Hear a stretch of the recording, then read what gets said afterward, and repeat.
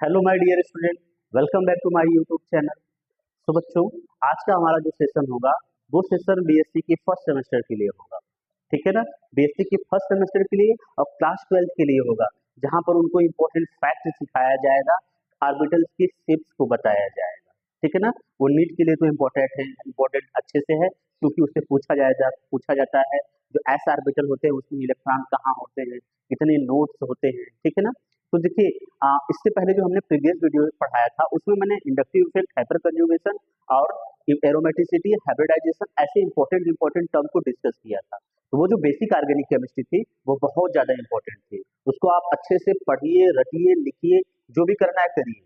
ठीक है ना। एग्जाम उसे अच्छे से प्रेजेंट करना है। तो आज की हमारी जो टॉपिक है वो टॉपिक है क्या है, simple bonding theories, simple bonding theories of the molecule. Molecule में जो बॉन्डिंग होती है, कैसा मॉलिक्यूल में बॉन्ड बनता है, उस बॉन्ड को किस थ्योरी द्वारा एक्सप्लेन किया जाता है, कैसे क्या होता है, सबको पढ़ना है। ठीक है ना। उसको पढ़ने से पहले, उसको स्टार्ट करने से पहले, आज का जो हमारा सबसे इम्पोर्टेंट टर्म है वो है क्या, असफलता। केवल यह दर्शाती है, क्या दर्शाती है असफलता, कि आप प्रयास कर रहे थे। क्या कर रहे थे, प्रयास कर रहे हैं। ठीक है। अगर आप प्रयास नहीं करेंगे तो आप सफल होंगे ही नहीं, जीवन भर सफल रहेंगे। ठीक है। तो चलिए समझते हैं आज की जो हमारी टॉपिक है, जो सिलेबस हमारा कहता है, वो सिलेबस कहता है कि हमारा जो फर्स्ट टॉपिक है वो है एटॉमिक ऑर्बिटल। बच्चा, आप लोग एटॉमिक ऑर्बिटल पढ़े होंगे ना, बहुत बार एटॉमिक ऑर्बिटल पढ़े होंगे। क्या होता है एटॉमिक ऑर्बिटल? ठीक है, ये समझते हैं। The an atomic orbital is a region, एक ऐसा रीजन होता है, क्षेत्र होता है around the nucleus, nucleus where there is a high probability of finding an electron. देखिए, एन एटॉमिक ऑर्बिटल, एक एटॉमिक ऑर्बिटल क्या होता है, एक रीजन होता है, एक क्षेत्र होता है, कहाँ का, न्यूक्लियस के बाहर का। ठीक है ना, जहां पे सबसे ज्यादा इलेक्ट्रॉन पाए जाने की संभावनाएं होती है। ठीक है, उसे हम क्या करते हैं, एटॉमिक ऑर्बिटल कहते हैं। एटॉमिक ऑर्बिटल कितने टाइप का होता है, जनरली आप पढ़े होंगे एस पी डी एफ, चार टाइप का होता है ना। उसे आप लोग क्या पढ़े हुए हैं अच्छे से, S orbital, P orbital, D orbital, F orbital. ठीक है। तो एटॉमिक ऑर्बिटल क्या होता है, एस वाला बताएगा कहाँ पे इलेक्ट्रॉन होगा, पी वाला बताएगा कहाँ पे इलेक्ट्रॉन है, डी वाला बताएगा कहाँ पे इलेक्ट्रॉन है, और एफ वाला बताएगा कहाँ पे इलेक्ट्रॉन है ना। एफ वाले का मेजर करना पॉसिबल नहीं होता है। फिर देखिए, every electron in an atom moves in a specific region around the nucleus called the orbital। ये किसी स्पेसिफिक, मतलब किसी पर्टिकुलर जगह पे, पर्टिकुलर एरिया में क्या करता है, इलेक्ट्रॉन मूव करता है। ठीक है ना, जिसे हम ऑर्बिटल करते हैं। और उसी ऑर्बिटल को हमने क्या नाम दिया, हमने दिया एस पी डी एफ। ठीक है। चलिए समझते हैं। It describe by the wave function psi और साई स्क्वायर। अब देखिए, जो साई है वो साई बताता है कि ये भैया ये है वेव फंक्शन। क्या बताते हैं, वेव फंक्शन बताते हैं। जबकि साई स्क्वायर जो बताता है वो probability of finding the electron in the region या ऑर्बिटल। ठीक है ना। तो क्या होगा, ये प्रोबेबिलिटी ऑफ फाइंडिंग इलेक्ट्रॉन होता है साई स्क्वायर, जबकि साई जो होता है वो क्या होता है, वेव फंक्शन होता है। आपसे सेक्शन ए में एक क्वेश्चन पूछा जाता है, what is the Sai and what will be the difference between Sai and Sai square. ठीक है ना। तो आप बताओगे जो साई होता है वो साई वेव फंक्शन होता है, साई स्क्वायर हमको बताता है किसी न्यूक्लियस में कहां पर इलेक्ट्रॉन घूम रहा है। ठीक है ना। चलिए, कुछ इसके एटॉमिक ऑर्बिटल्स के इंपॉर्टेंट फैक्ट्स उसको समझ लेते हैं। Atomic orbitals have different shape. Obvious सी बात है, अलग अलग शेप रखते हैं। कौन कौन से शेप हैं, स्फेरिकल, डबल डम्बेल ऐसे स्ट्रक्चर रखते हैं। ठीक है ना, डिपेंडिंग ऑन देयर टाइप, जैसा वो प्रकार होगा उसका वैसा वो स्ट्रक्चर रखेगा। ठीक है। दूसरा देखिएगा, each orbital can hold maximum 2 electron. जो एक डिब्बा होता है, एक डिब्बा में मैक्सिमम कौन से मैक्सिमम कितने इलेक्ट्रॉन हो सकते हैं, आप बोलिए 2 इलेक्ट्रॉन हो सकते हैं। The orbital are characterized by the set of quantum number. जो ऑर्बिटल्स होते हैं उसको कैरेक्टराइज किया जाएगा किससे, क्वांटम नंबर के सेट से, जो कि होता है n, जो स्टैंड करता है प्रिंसिपल क्वांटम नंबर को, और होता है l, जो स्टैंड करता है एजीमुथल क्वांटम नंबर को, और होता है m, जो स्टैंड करता है मैग्नेटिक क्वांटम नंबर को, और s जो होता है वो स्पीड क्वांटम नंबर को बताता है। ठीक है ना। आप बोलेंगे कि बच्चा, लेट अस सपोज सर हमारे पास कोई प्रिंसिपल क्वांटम नंबर ये 2 है, मतलब हम समझ रहे हैं 2 ईयर्स के लिए निकाल रहे हैं, 2 ईयर्स के लिए निकाल रहे हैं ना, 2 ईयर्स के लिए निकाल रहे हैं, तो हमारा जो प्रिंसिपल क्वांटम नंबर होगा यहाँ पर वो क्या होगा, प्रिंसिपल क्वांटम नंबर हमारा होगा 2। ठीक है, अब देखो एस हमारा क्या बताएगा, देखो हमारे बच्चा एल के लिए एस का मान 0 होता है, पी के लिए एल का मान 1 होता है, डी के लिए एल का मान 2 होता है, एस के लिए एल का मान 3 होता है। तो बच्चा यहाँ पर यस है ना, तो एस के लिए एल का मान क्या होगा, आप बोलोगे 0 होगा सर। ठीक है ना, फिर समझिए, जब इसके लिए 0 होगा तो जो यम होता है वो एल की वैल्यू पे डिपेंड करेगा, एल की वैल्यू पे जब डिपेंड करेगा तो देखो 0 का एक क्या होगा, एक डिब्बा होगा, क्या होगा बच्चा, एक डिब्बा होगा। इसमें जो इलेक्ट्रॉन होंगे वो स्पिन को बताएगा, लेट अस सपोज यहाँ पे 2 इलेक्ट्रॉन है तो यहाँ पे ये 2 स्पिन बताएगा, स्पिन क्या बताएगा, जो अपवर्ड डायरेक्शन में उसे प्लस हाफ किया जाता है, जो डाउनवर्ड डायरेक्शन में उसे माइनस हाफ किया जाता है। ये था क्वांटम नंबर, ठीक है ना, सिंपल सा क्वांटम नंबर ऐसे ही बताया जाएगा। ठीक है, चलिए समझते हैं फिर जो होता है, इसमें जो बात बताई जा रही है कि all main types of orbital are SPDF. ठीक है, हाँ ठीक है, चलिए समझते हैं इस चीज को। जो जितने भी ऑर्बिटल्स होते हैं कितने टाइप के होते हैं, एसपीडीएफ। तो एटॉमिक ऑर्बिटल क्या होता है, आपसे पूछा जाएगा जनरली, तो आप बताइएगा एटॉमिक ऑर्बिटल क्या होता है। एक रीजन होता है जहां पर न्यूक्लियस में एक रीजन होता है जहां पर हमको पता लगता है कि यहाँ पे इलेक्ट्रॉन पाए जाने की संभावना अधिक होती है। ठीक है ना, अब समझ में आया, और इसको कैरेक्टर किया गया कुछ टर्म में, जैसे एसपीडीएफ। ठीक है ना, ये जो एसपीडीएफ ऑर्बिटल्स होते हैं ना, इस सब ऑर्बिटल का जो स्ट्रक्चर होता है वो डिफरेंट होता है। ठीक है ना, किसी का स्फेरिकल होगा, किसी का डम्बेल होगा, किसी का डबल डम्बेल होगा, व्हाटएवर जो भी कुछ होगा पता लगेगा। ठीक है ना, तो हम समझते हैं और सब कुछ समझा जाता है किससे, क्वांटम नंबर से। क्वांटम नंबर के 4 भाग होते हैं, कौन कौन से, principal quantum number, azimuthal quantum number, magnetic quantum number, फिर उसके बाद स्पिन क्वांटम नंबर। चलते हम एस ऑर्बिटल का देखते हैं।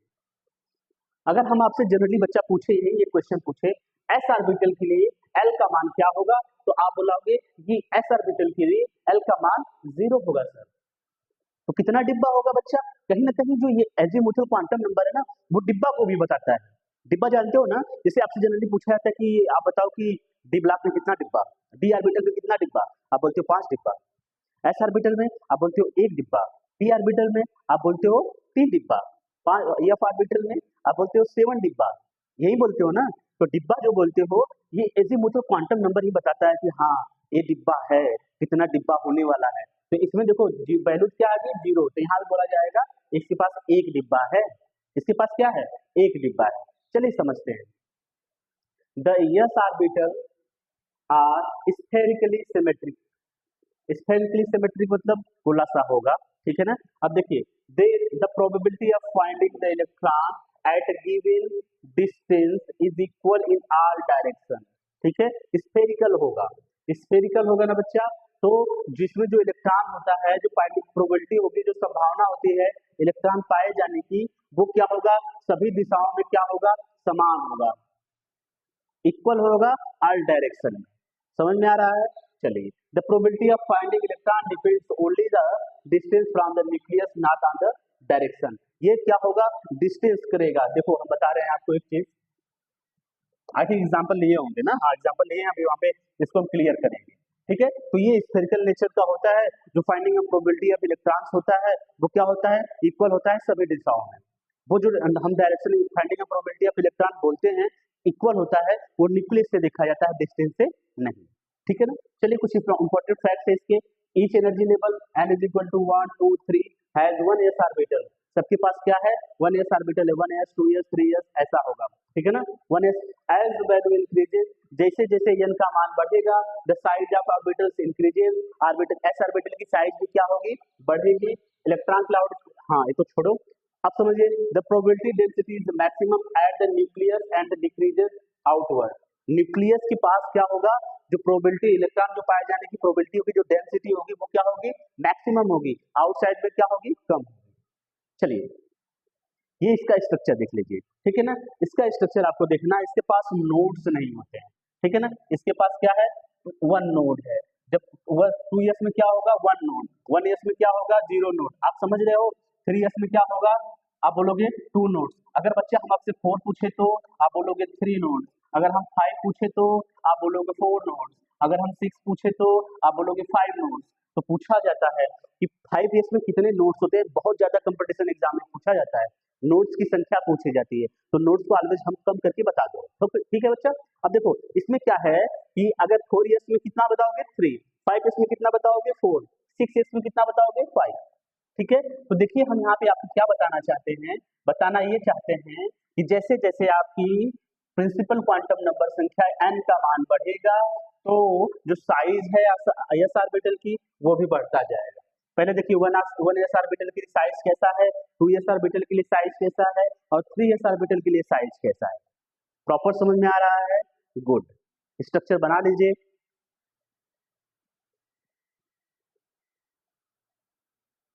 ठीक है बच्चा लोग, ओके चलते हैं।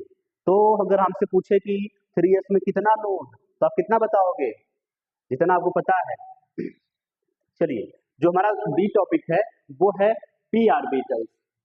पी ऑर्बिटल्स के शेप और उसके पी ऑर्बिटल की शेप्स को हमको पढ़ना है।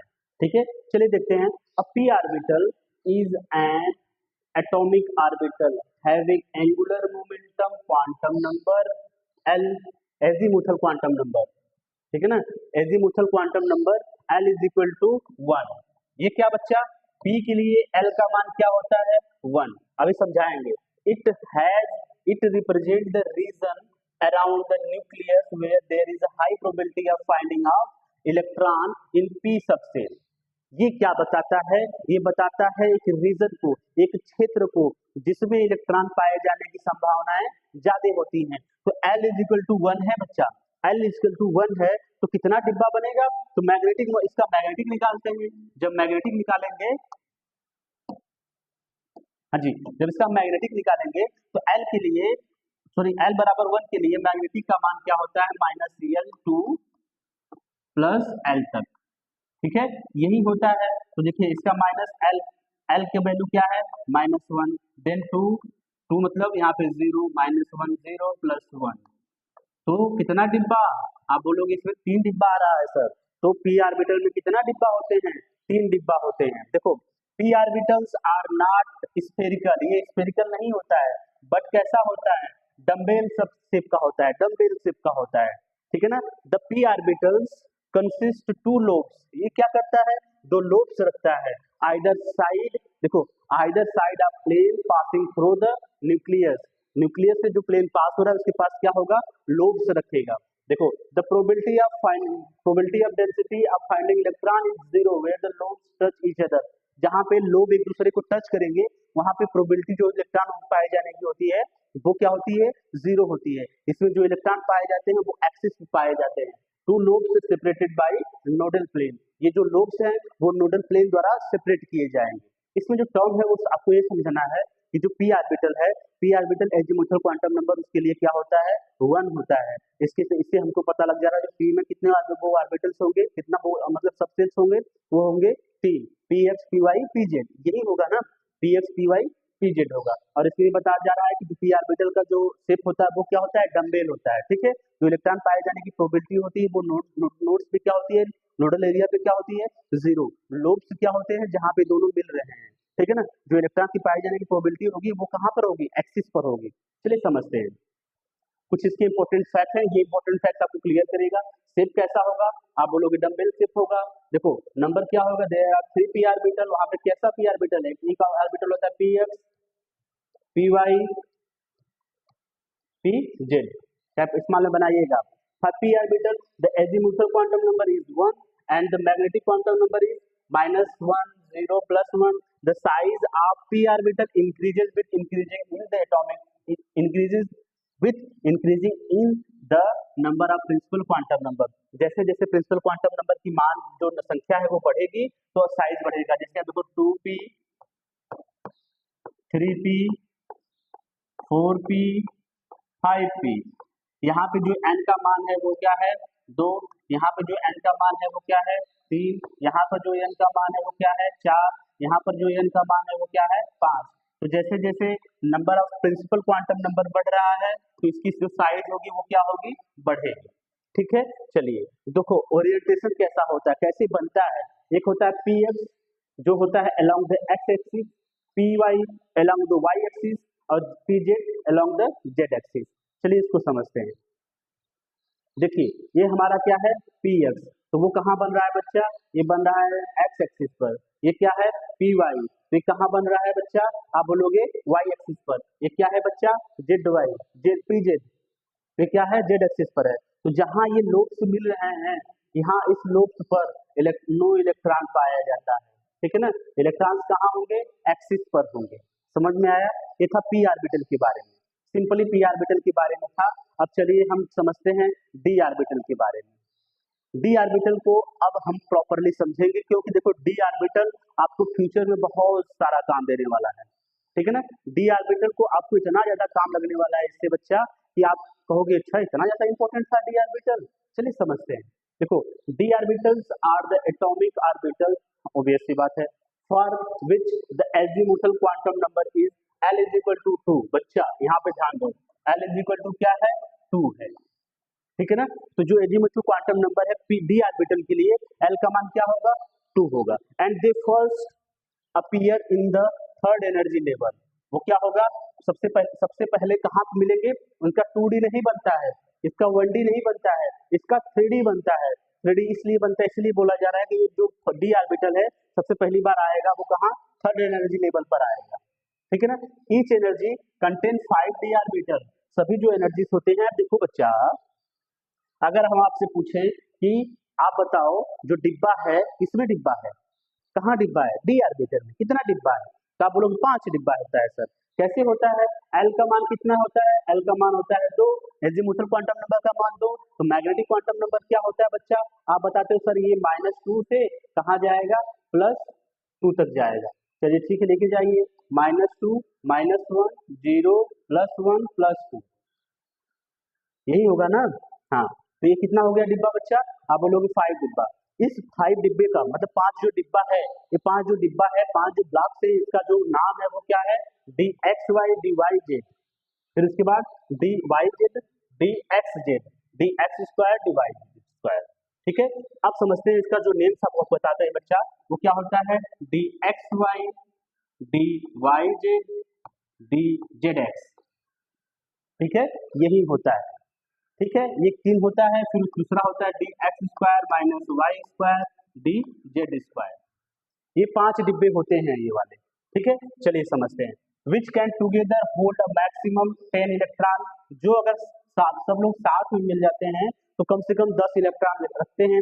All 5 d orbitals are degenerate. Degenerate का मतलब यहाँ पे ये होता है कि जितने 5 डी ऑर्बिटल होते हैं सबकी ऊर्जा समान होती है, सबकी ऊर्जा क्या होती है समान होती है।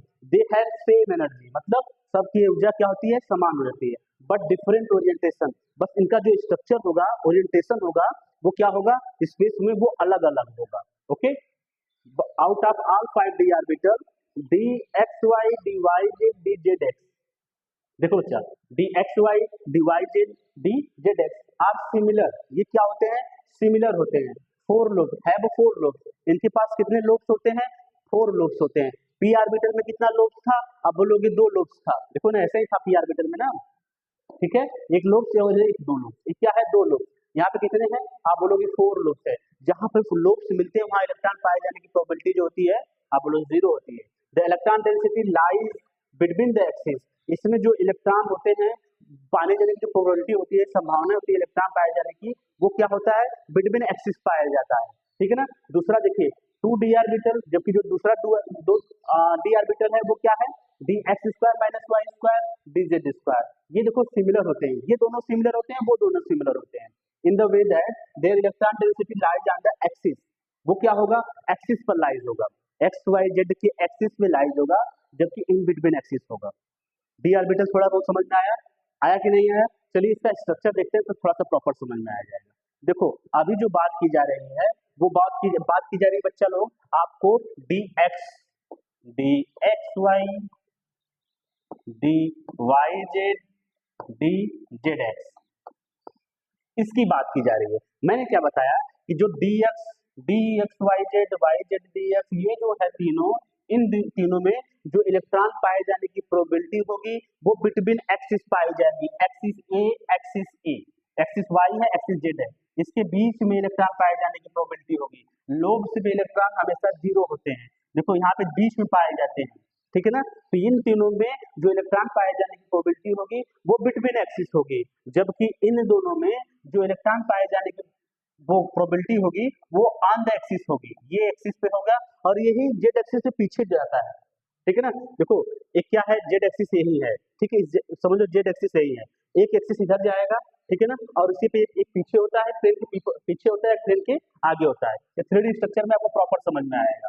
आप क्या करिएगा, गूगल को ओपन करिएगा, गूगल चचा को ओपन करिएगा, गूगल चचा को ओपन करेंगे, वहां पे उससे पूछिए कि 3D structure of D z square, वो चचा आपको दिखा के बताएंगे कि हाँ देखो इसका ऐसा स्ट्रक्चर होता है, तब आपको प्रॉपर समझ में आएगा कि हाँ जेड स्क्वायर ऐसा होता है, ठीक है ना। आप ऐसा बनाइएगा, ओके।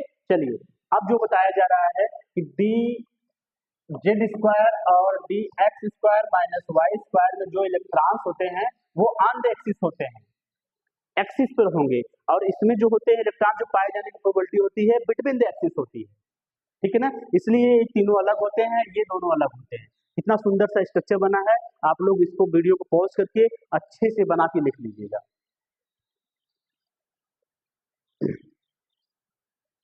ठीक है, तो हमने क्या पढ़ा, हमने पढ़ा कि एस ऑर्बिटल में कितने ब्लॉक, आप बोलोगे एस ऑर्बिटल का जो स्ट्रक्चर होता है वो स्फेरिकल होता है, पी ऑर्बिटल का जो स्ट्रक्चर होता है वो डबल डम्बेल होता है, और डी ऑर्बिटल का जो स्ट्रक्चर होता है वो क्या होता है, डबल डम्बेल होता है। डबल डम्बेल के आखिर कहीं लिखे कि नहीं, इसका सेप आप लोग ऐड कर लीजिएगा कि जो पी स्ट्रक्चर, पी ऑर्बिटल का डी ऑर्बिटल का जो स्ट्रक्चर होता है वो कैसा होता है, डबल डम्बेल होता है, ओके ठीक है, समझ में आया। ये तो हम ऑर्बिटल पढ़ लिए, अच्छे से ऑर्बिटल पढ़ लिए, जिसमें बताया जा रहा है जो पी ऑर्बिटल होते हैं इसमें 6 इलेक्ट्रॉन मैक्सिमम 6 इलेक्ट्रॉन भरे जाते हैं, एस ऑर्बिटल मैक्सिमम 2 इलेक्ट्रॉन भरे जाते हैं, और डी ऑर्बिटल मैक्सिमम 10 इलेक्ट्रॉन भरे जाते हैं। ये जो इलेक्ट्रॉन भरने की प्रोसेस है इसको तो भी समझना है। हम उठाए और एक ही ऑर्बिटल में एक ही सबसेल में 10 इलेक्ट्रॉन भर दिए, अब लोग नहीं गलत है, ठीक है ना। हम उठाए 3 ऑर्बिटल में 10 इलेक्ट्रॉन भर दिए, बाकी ऑर्बिटल को छोड़ दिए, तो कुछ तो उसके लिए नियम होगा, कुछ तो उसके लिए टर्म कंडीशन बना होगा। तो उसी टर्म कंडीशन को पढ़ने के लिए हमारे पास 2 रूल्स आते हैं, वो रूल्स हैं Hund law, Hund multiplicity law, और दूसरा क्या है, आप-बाउड लॉ। यही आप-बाउड लॉ हमको बताता है कि किसी आप एटम्स का इलेक्ट्रॉनिक कॉन्फ़िगरेशन कैसे करेंगे, ठीक है ना, इसको भी हम प्रॉपर समझ रहे हैं। चलिए समझते हैं, filling of electron in the orbital, filling of orbital with the electron, electron के ऑर्बिटल उनको भरना है। उसके लिए जो पहला रूल है वो रूल है, क्या रूल है बच्चा, Hund rule of maximum multiplicity, Hund rule of maximum multiplicity. कभी कभी जनरली आपको हुंड रूल दे देगा, तो आपको समझना है। हुंड रूल ये बताते हैं, क्या बताते हैं हुंड रूल, हुंड रूल बच्चा आपको ये बताते हैं कि जब तक आप अपने थाली से एक गुलाब जामुन नहीं खाओगे दूसरा गुलाब जामुन नहीं देने वाले हैं। अब बोलोगे अरे यार सर क्या बता रहे हो, हाँ सच में है कि हुंड रूल यही बता रहे हैं कि जब तक सब लोग एक एक गुलाब जामुन नहीं खाओगे तब तक दूसरा गुलाब जामुन नहीं मिलने वाला है, कितना भी आप मांग लो, ठीक है। तो ये बोले कि अरे यार कैसे, कहाँ से आप बोले हो, यही प्रोसेस ये हुंड साहब बताते हैं। आपको खाना है गुलाब जामुन, सबको बांटना है गुलाब जामुन, बांटिए अच्छे से। देखो Hund rule of maximum multiplicity was given by Frederick Hund, इसके द्वारा दिया गया है, फ्रेडरिक हुंड के द्वारा दिया गया। कब दिया गया था बता, वो जर्मन साइंटिस्ट थे, कब दिया गया था, 1927 में, 1927 में दिया गया था। 1927 में ही आपको बता दिया गया, क्या बताया दिया गया कि जब तक एक एक गुलाब जामुन आप नहीं खाओगे दूसरा गुलाब जामुन नहीं दिया जाएगा। तो आपको दूसरा गुलाब जामुन खाने के लिए पहले सबको एक एक गुलाब जामुन खाना होगा, ठीक है। चलिए, this rule also govern the filling of electron in the various orbital, ये जो रूल्स होते हैं ये बताते हैं कि कैसे अलग अलग ऑर्बिटल्स में इलेक्ट्रॉन्स को फिल अप करना है, ठीक है ना। चलिए देखते हैं इसके हम from the same subshell, okay, according to this definition, definition क्या कहता है, डेफिनेशन को समझिए। कहानी तो गुलाब जामुन तो लिखना है नहीं, गुलाब जामुन तो बस समझने के लिए है, लेकिन एटलीस्ट आपको डेफिनेशन लिखना होगा ना। देखिए द पेयरिंग ऑफ इलेक्ट्रॉन, मतलब इलेक्ट्रॉन का पेयरिंग तभी पॉसिबल है, तभी संभव है, इसमें ऑर्बिटल में, कौन सा ऑर्बिटल का सी सबसेल, ठीक है, जो ऑर्बिटल का सब सेल है उसमें जो इलेक्ट्रॉन की पेयरिंग है तभी पॉसिबल है। कब नहीं ले सकता है? Does not take place until each orbital belonging to that particular subcell is singly filled, it has got one electron। मतलब इनका ये कहने का मतलब है कि आप किसी भी सब सेल, किसी भी ऑर्बिटल के सब सेल में पेयरिंग तभी पॉसिबल है, मतलब आप उसमें 2 इलेक्ट्रॉन तभी रख पाएंगे जब सभी ऑर्बिटल्स में एक एक इलेक्ट्रॉन भरा हो। सिंगली एक एक इलेक्ट्रॉन मतलब सिंगल इलेक्ट्रॉन हो। जैसे अगर आपको पी ऑर्बिटल का देखना होगा बच्चा, इसमें बोला जा रहा है कि अगर आप इसमें 3 इलेक्ट्रॉन भरना है तो आप ऐसा ना कर दो कि ऐसे ऐसे ऐसे भर दो, ठीक है ना, ये रूल गलत है। ये क्या कह रहा है? कह रहा है कि आप क्या करो, इसमें देखो एक एक इलेक्ट्रॉन भरो, भर दिए तो ये बोल रहा है कि pairing of electron in the orbital, orbital में जो इलेक्ट्रॉन की पेयरिंग होगी इसमें ऑर्बिटल के सब सेल में, ऑर्बिटल के सब सेल में जो इलेक्ट्रॉन की पेयरिंग होगी डज नॉट टेक प्लेस, तब तक अब पेयरिंग संभव नहीं होगी जब तक अंटिल माने जब तक each orbital belonging to particular subshell, जो सब सेल है ऑर्बिटल का सब सेल है सब में एक एक इलेक्ट्रॉन नहीं भर जाता है तब तक ये पेयरिंग पॉसिबल नहीं है।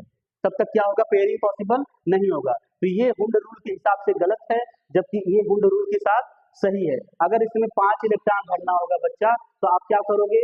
आप ये करोगे कि सब में एक एक इलेक्ट्रॉन भरोगे, देन आफ्टर दूसरा इलेक्ट्रॉन लेकर जाओगे। ये 5 इलेक्ट्रॉन है, ये हुंड रूल के हिसाब से सही है। हुंड रूल यही हम बताए ना आपको, हुंड रूल साहब वही कहते हैं कि जब तक आप लोग सभी लोग एक एक गुलाब जामुन नहीं खत्म करोगे तब तक हम दूसरा गुलाब जामुन बांटने वाले नहीं है। तो लोग जबरी अपने बगल वाले को बोलते हैं ये खा जाओ जल्दी से यार, दूसरा मिलेगा तभी ना, ठीक है। तो सभी लोग पेयरिंग तभी पॉसिबल है जब सब ऑर्बिटल के सब सेल में एक एक इलेक्ट्रॉन संभव नहीं, मतलब एक एक इलेक्ट्रॉन जब तक नहीं भर जाएगा पेयरिंग संभव नहीं, ठीक है। चलिए एग्जाम्पल में आपको देना होता है बच्चे, एक एग्जाम्पल देना होगा, ठीक है। एग्जाम्पल में आप भर सकते हैं, क्या भर सकते हैं कि किसी कोई ऑर्बिटल्स का है, ऑर्बिटल्स में क्या होगा 1s2 2s2 2p6 2p4 भरा गया है, ठीक है ना। तो इसमें क्या किया गया बच्चा, देखो पी ऑर्बिटल में ऐसे इलेक्ट्रॉन भरा गया है, तो देखो और दूसरा क्या है, एक तो सही वाला है, ठीक है, ऐसे नॉर्मली भरा जाता है पी ऑर्बिटल्स में। तो दूसरा क्या है बच्चा, पी ऑर्बिटल में क्या कर रहे हैं, पहले इसी में भर दे रहे हैं सभी इलेक्ट्रॉन, पेयरिंग करते हुए चले जा रहे हैं, तो ये क्या है, गलत है। जैसा मैंने एग्जांपल आपको दिया ना, इस वाले एग्जांपल को प्रॉपर फीडअप करिएगा, इस वाले को भी करिएगा, दोनों सही है, ठीक है। ये था। अब देखो डी ऑर्बिटल के लिए हमको समझना है, डी ऑर्बिटल को let us suppose we have d8, okay, हमको इसमें फीडअप करना है इलेक्ट्रॉन का, और हम हुंड रूल को नहीं जान रहे थे, नहीं पहचान रहे थे, नहीं सुने थे, तो हमको जब इलेक्ट्रॉन फिलअप करना हुआ तो हम क्या फिलअप किया इलेक्ट्रॉन बच्चा, ऐसे कुछ इलेक्ट्रॉन को फिलअप कर रहे हैं। कैसा फिलअप कर रहे हैं, 1 इलेक्ट्रॉन 2 इलेक्ट्रॉन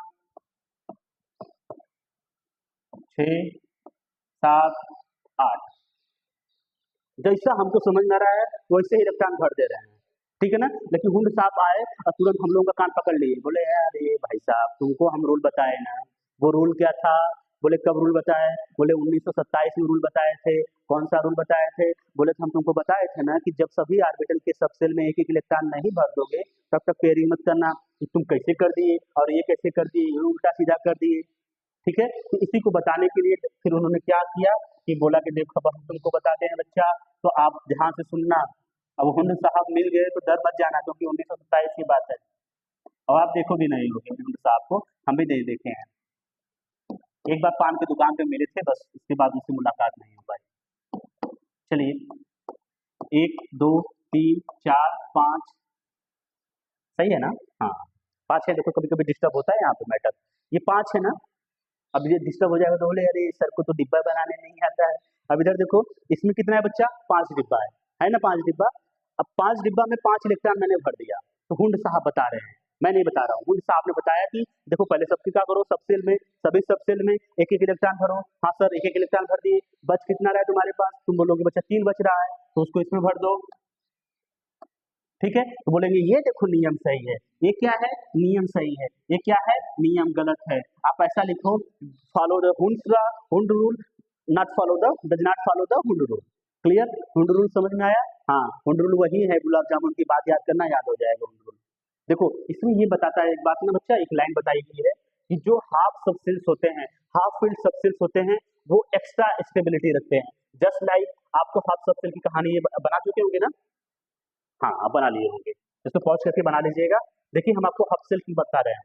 देखिए एस का ऑर्बिटल को छोड़िए, पी ऑर्बिटल से लिया है। पी ऑर्बिटल कितने डिब्बा बच्चा? आप बोलोगे तीन, तीन डिब्बा। देखो ये पी ऑर्बिटल्स का है ना।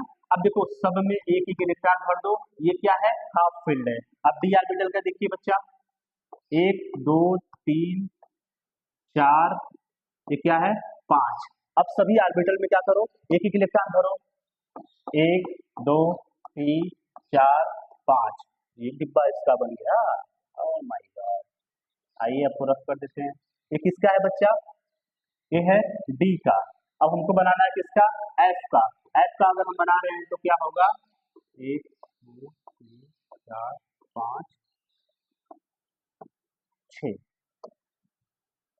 एफ का बनाना होगा बच्चा, तो हम कैसे बनाएंगे? एक दो तीन चार पांच छ सात। तो जितने अभी भरे हुए हैं बच्चा, सिंगली पेयर्ड है इलेक्ट्रॉन, और क्या बोलते हैं, सब में क्या होता है? हाफ फील्ड, अपवर्ड डायरेक्शन में इलेक्ट्रॉन है, ये अपने स्टेबल कंडीशन में है। डी फील्ड वाले से नहीं बोल रहे हैं, फील्ड वाले की तो कहानी अलग है, ये हाफ फील्ड में स्टेबल होते हैं, ठीक है ना। यही हाफ फील्ड की स्टेबिलिटी का मैटर होता है कि दो जो वो अंडर 1 to 30 होता है, उसमें दो एटम्स होते हैं, वो फॉलो नहीं करते हैं, बोलते ना ना हमको फॉलो ना करना है, हम अपवाद में रहेंगे, ठीक है ना। तो ये बना लीजिएगा बच्चा। अब चलते हैं इस प्रिंसिपल को समझते हैं। ये प्रिंसिपल क्या कहता है बच्चा? अब हम आपको बता दे रहे हैं क्या कहता है ये प्रिंसिपल। ये प्रिंसिपल कहता है आप बाहु प्रिंसिपल। आप बोलोगे आप बाहु एक साइंटिस्ट थे, है ना, यही बोलोगे ना। तो लेकिन यही मना करना है, आप बाहु साइंटिस्ट नहीं थे। आप बाहु क्या है? एक वर्ड है, एक क्या है? जर्मन वर्ड है। इस जर्मन वर्ड का मतलब होता है बिल्डिंग अप, मतलब बनाना, निर्माण करना, ठीक है। चलते हैं इस नियम को समझते हैं। जो आप बाहु नियम कहता है कि देखो भैया, आप कहीं खाने गए हो, खाने जाओ हमेशा, आप बोलोगे खाने का एग्जांपल लेते हो सुबह सुबह, सर आप देखो आप कहीं खाने गए हो बच्चा, हाँ खाने गए हैं, तो उसमें बड़े बच्चे छोटे बच्चे सब लोग होते हैं ना, सब लोग होते हैं। तो ये बताया जाता है पहले छोटे बच्चों को खा लेने दो, यही होता है ना, पहले छोटे बच्चों को खा लेने दो, फिर उसके बाद बड़े खाएंगे, ऐसा ऐसा इंक्रीजिंग ऑर्डर सेट किया जाता है। तो ये अब्बाऊ साहब भी हम लोगों से प्रेरित थे, कहीं न कहीं हम लोगों से प्रेरित थे। उनको भी लगा था कभी हमारे यहाँ जो होता है, जो वगैरह पूड़ी वगैरह मिलती है, वहाँ पे वो खाने भी आए थे। उन्होंने देखा अच्छा ऐसे ऐसे मतलब होता है सिस्टम, पहले छोटे लोगों को खिलाया जाता है तब बड़े लोगों को खिलाया जाता है। तो हम बोले हाँ, तो चलते हैं अपने देश। जब अपने देश गए तो वहाँ पे एक रिसर्च की। क्या रिसर्च की? उन्होंने बताया कि जब किसी ऑर्बिटल के सब शेल में जो इलेक्ट्रॉन भरे जाते हैं, जब ऑर्बिटल में इलेक्ट्रॉन भरे जाते हैं, तो वो कब भरे जाते हैं? जिसकी लोअर एनर्जी होती है, जिसकी कम से कम ऊर्जा होती है, उसमें पहले इलेक्ट्रॉन जाएगा, फिर जिसकी ज्यादा होगी तब उसमें इलेक्ट्रॉन भरा जाएगा। तो आप बाबू साहब इतना बढ़िया से बताए, ठीक है ना। तो हम लोग से प्रेरित थे आप बाबू साहब, आप समझिए बात, सॉरी आप बाबू साहब कर रहे हैं, भारी मिस्टेक, ठीक है ना, बहुत भारी गलती हुई हमसे। ये अबाहु जो है ना, ये क्या है? एक जर्मन वर्ड है, प्लीज सॉरी। अब देखिए ये क्या होता है, इसका मतलब होता है बिल्डिंग अप, मतलब निर्माण करना। ओके, आप भी जब एग्जाम में लिखिएगा बच्चा ना, एक सुंदर सा लाइन ऐसे खींचिएगा, अच्छे से लाइन खींचकर आप देखिएगा, ये लिखिएगा दिस इज, मतलब जर्मन वर्ड लिख दीजिएगा, फिर उसके बाद लिखिएगा अच्छा सा लाइन फिर खींचिएगा, मोटी वाली हेडिंग यूज करना, अच्छी वाली लाइन खींचकर, इसका मतलब था मीन्स बिल्डिंग अप, ठीक है ना। दो वर्ड मस्त उसे लिखकर फिर उसके बाद आप नीचे लिखना in an atom there is a building of orbital filling और filling the orbital with the electron. जहां पे ऑर्बिटल का निर्माण होगा या ऑर्बिटल को इलेक्ट्रॉन के द्वारा भरा जाएगा। इस चीज को आप अच्छे से समझिएगा और लिखिएगा, ठीक है। तो समझे क्या अबाउ सा, अरे वो अबाउ जो प्रिंसिपल है उसमें क्या हम लोग समझे, हम लोग समझा कि इलेक्ट्रॉन को कैसे भरना है ऑर्बिटल्स में, ऑर्बिटल्स में इलेक्ट्रॉन कैसे भरना है। तो ये बताया कि ऑर्बिटल्स में इलेक्ट्रॉन कैसे भरना है, तो बताया कि ऑर्बिटल में इलेक्ट्रॉन सबसे लोअर एनर्जी जिसकी है उसमें भरो, फिर उसके बाद भरो, ठीक है। तो ये तो सुनो जरा बच्चा, कि अगर आप कहीं जा रहे हो तो देख के लग जाता है कि बच्चा कम एज का है, वो कम एज हाई, वो ज्यादा एज का है ना, लेकिन आप ऑर्बिटल को देखकर कैसे पता कर पाओगे? इनसे पूछा गया, तो ये तो चले गए अपने देश, अब वहां रूल बना दिए, फिर उनको समझ में नहीं आया, वापस इंडिया आए तब ना लोगों से पूछे कि अच्छा ये बताओ कि एज वाला कैसे पता करते हो, ठीक है ना। तो ये बेचारे बड़ा परेशान हुए, कुछ दिन परेशान हुए, लोगों ने इनसे पूछा कि आप जो एनर्जी बता रहे हो, एनर्जी निकालोगे कैसे, क्या कैसे आप कर पाओगे? तो चलते हैं पहले इनके नियम को समझ लेते हैं। क्या इन्होंने अंग्रेजी में बोला था, हम लोग भाई तो हिंदी बोलते हैं ना। The electron are filled into atomic orbital, atomic orbital में इलेक्ट्रॉन फील्ड होता है, भरा जाता है in the order increasing energy, मतलब इंक्रीजिंग एनर्जी, उसका बढ़ते हुए ऊर्जा क्रम में जिसका ऊर्जा कम कम होगा उसमें पहले भरा जाएगा। Starting from the lowest energy orbital, जिसका कम होगा उससे शुरू करेंगे, and moving on the higher ones, और धीरे धीरे धीरे धीरे धीरे आगे बढ़ेंगे, and until the electron are completely filled, जब तक इलेक्ट्रॉन पूरी तरह से फिल्ड नहीं हो जाता। जितना इलेक्ट्रॉन उनके पास है वो इलेक्ट्रॉन जब तक कंप्लीट भरा नहीं जाता है तब तक हम क्या करते हैं, लोवेस्ट एनर्जी से स्टार्ट करते हैं, हाईएस्ट एनर्जी को जाते हैं। ठीक है, चलिए। The energy orbital can be determined by the principal quantum number and azimuthal quantum number L। ओ देखो यहाँ पर बच्चा क्वेश्चन बता भी दिए कि हाँ, तो वहाँ पे रिसर्च किए ना, रिसर्च करने के बाद उन्होंने क्या बताया कि देखो जब किसी ऑर्बिटल का आपको एनर्जी निकालनी है वो दो चीजों पे डिपेंड करेगा। प्रिंसिपल क्वांटम नंबर आपको पता है, बोले हाँ हाँ सबको पता है। एजीमुथल क्वांटम नंबर, वो भी बोले हाँ सबको पता है। तो बोले एजीमुथल क्वांटम और प्रिंसिपल क्वांटम नंबर पे डिपेंड करेगा कि किसकी एनर्जी ज्यादा है किसकी एनर्जी कम है। लोग बोले कैसे, तो बोले हम बता रहे हैं ऐसे। देखो ये इनके पास जो उसका दो रूल बताए थे, ठीक है ना, वो जो रूल बताए थे वो क्या था, पहला lowest energy first, first rule क्या बोल रहा है, लोवेस्ट एनर्जी। देखो electron enter the orbital starting from the lowest energy level, जो लोवेस्ट जिसकी एनर्जी होगा उसमें पहले इलेक्ट्रॉन जाएगा, देन आफ्टर किसमें जाएगा, हायर वन में। तो ये देखो 1s 2s 2p 3s 3p 4s 3d ऐसे इलेक्ट्रॉन भरा जाएगा। इसका ऑर्डर हम बताएंगे आपको।